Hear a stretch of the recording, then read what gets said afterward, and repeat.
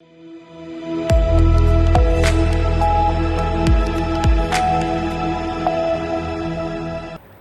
के बाद आप सभी का स्वागत है सी न्यूज भारत में। नमस्कार, मैं हूं रत्ना और आप देख रहे हैं उत्तर प्रदेश बुलेटिन। आज की प्रमुख खबरों में जानेंगे राज्य की राजनीति, विकास कार्य, कानून व्यवस्था और सामाजिक मुद्दों की पूरी तस्वीर। इस बुलेटिन में सबसे पहले बात होगी फर्रुखाबाद की, जहां खुलेआम फायरिंग कर पूरे इलाके में दहशत फैल गई। साथ ही बात होगी हमीरपुर की, जहां योगीराज में पुलिस का लंगड़ा ऑपरेशन जारी है। ऐसे तमाम खबरों पर विस्तार से चर्चा करेंगे इस बुलेटिन में। फर्रुखाबाद की आवास विकास कॉलोनी में गुरुवार देर शाम एक युवक द्वारा खुलेआम फायरिंग कर पूरे इलाके में दहशत फैल गई। मेरठ निवासी संजय तोमर और उनकी पत्नी अर्चना तोमर टहलने निकले थे, तभी शराब के नशे में तेज रफ्तार कार चला रहा युवक उनसे भिड़ गया। विवाद बढ़ने पर उसने अपनी कार से राइफल निकालकर दंपत्ति के पीछे 4 राउंड फायर किए, जिससे इलाके में घबराहट फैल गई। दंपत्ति किसी तरह बचकर पुलिस को सूचना दी। कादरी गेट थाने की टीम मौके पर पहुंची और जांच शुरू की। घटना सीसीटीवी में कैद हो गई, जिसमें युवक फायरिंग करता नजर आ रहा है।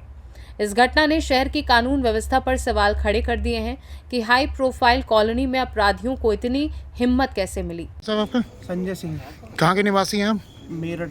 अच्छा, यहाँ फर्रुखाबाद में मैं कंपनी में जॉब करता हूँ यहाँ।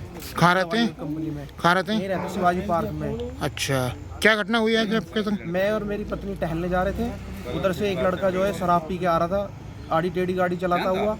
उसको सही से गाड़ी चलाने के लिए बोला तो इतनी बात पे आपे से बाहर हो गया, खींचतान करने लगा, बदतमीजी करने लगा। फिर गाड़ी में राइफल रखे हुए था, राइफल निकाल लाया। लोगों ने जो बीच में चाव किया, हम अपने घर की तरफ आए, पीछे से आया, हमारे ऊपर फायर किए सीधे 2, अच्छा, जान से मारने की नीयत से। आप जानते हैं युवक को? नाम हम जानते हैं उसका परिचय? वो बता रहा था मैं मेरे पिताजी को जानते नहीं हूँ, मैं यहाँ का बहुत बड़ा बदमाश हूँ। शरद श्रीवास्तव मेरे पिताजी का नाम है, लड़के का नाम मैं नहीं जानता। कितने बजे करीब की घटना? ये लगभग 8:30 बजे की घटना है। पुलिस को सूचना दी आपने मामले की? सूचना दी, ठीक है, आई थी पुलिस मौके पे? पुलिस आई है। आपने अभी कोई तहरीर दी है पुलिस को? लिखित शिकायत वगैरह कुछ दी है अभी? कहा है उन्होंने, लिखित प्रार्थना पत्र आप दो, हम कार्रवाई करेंगे। देंगे आप? जी। आपका? अर्चना तोमर। आपके पति का नाम? संजय तोमर। क्या घटना हुई है आपके संग? हम टहल रहे थे रास्ते में, हम्म, और उधर से गाड़ी आ रही, 4 पहिए की गाड़ी थी। उससे बोला मैं कि भैया आराम से चलाओ, तो बच गए। तो उन्होंने कहा कि तुम्हारे तो नहीं लगी। तो आंटी बोली अभी हम नाली में गिर जाते। तो उन्होंने बस इतनी बात पे वो निकला। तो इन्होंने कहा तुम्हारे तो नहीं लगी, तुम्हें क्या दिक्कत? अरे भैया हमें कोई दिक्कत कौन तो था आपके साथ में? मेरे हस्बैंड के साथ में। अच्छा, क्या नाम है हस्बैंड का? संजय तोमर। अच्छा, ठीक है। तो वो भी टहल रहे थे, 2 अंकल और थे, वो भी टहल रहे थे। तो वो बचे थे उसी की, उसमें बस उन्होंने हाथ दे के रोक दिया कि भैया देख लो, गाड़ी इधर उधर मत चलाओ।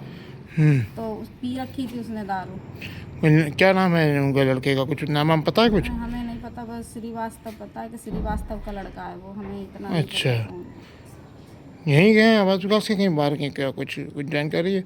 नहीं, इतनी जानकारी नहीं है। अच्छा, ठीक है, इतनी ठीक है। जानकारी नहीं है। फिर क्या हुआ? बस उसने इतने में गोली, वो अपने राइफल निकाल ली, लड़ने लगा, चुपटम चुपटा हुई है खूब।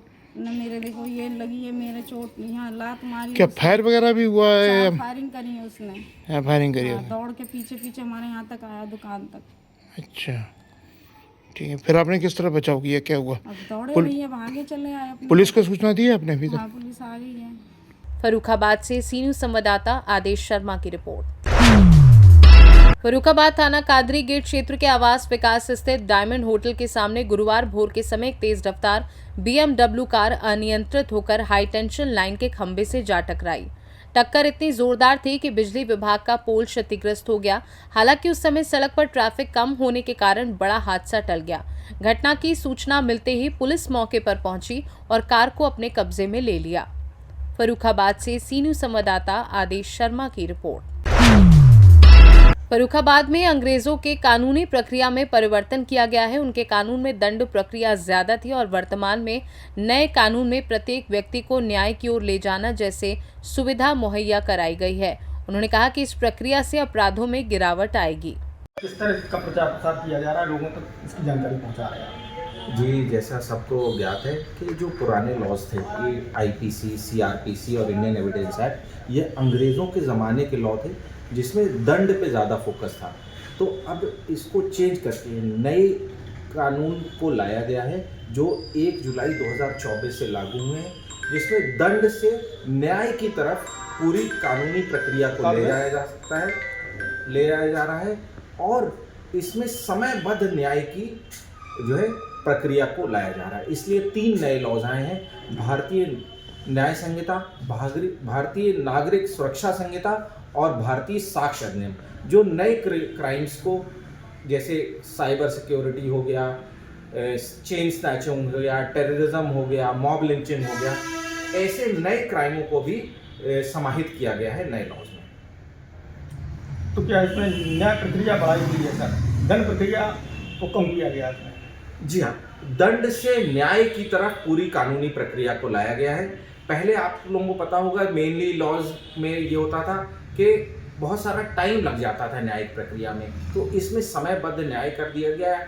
चार्जशीट दाखिल होने का, फास्ट ट्रैक कोर्स होने का, तो पूरी न्यायिक प्रक्रिया को समयबद्ध कर दिया गया है। नया जो है सज़ाएँ भी लाई गई हैं, जैसे कम्युनिटी पुलिसिंग जैसी सज़ा लाई गई है, जो छोटे मोटे 5,000 से कम की चोरी हुई या पहला अपराध अगर किसी ने किया है तो उसके लिए कम्युनिटी पुलिसिंग वाला, कम्युनिटी सर्विस वाला भी सज़ा लाई गई है। फर्रुखाबाद से सीनू संवाददाता आदेश शर्मा की रिपोर्ट। फतेहपुर के हदगांव कस्बे में ब्लॉक मुख्यालय के आंगनवाड़ी केंद्र में सुपरवाइजर द्वारा आंगनवाड़ी कार्यकर्ता से सामग्री वितरण के नाम पर रिश्वत लेने का वीडियो वायरल हुआ। वीडियो में साफ देखा जा सकता है कि महीनों की रिश्वत का हिसाब जोड़कर लिया जा रहा है।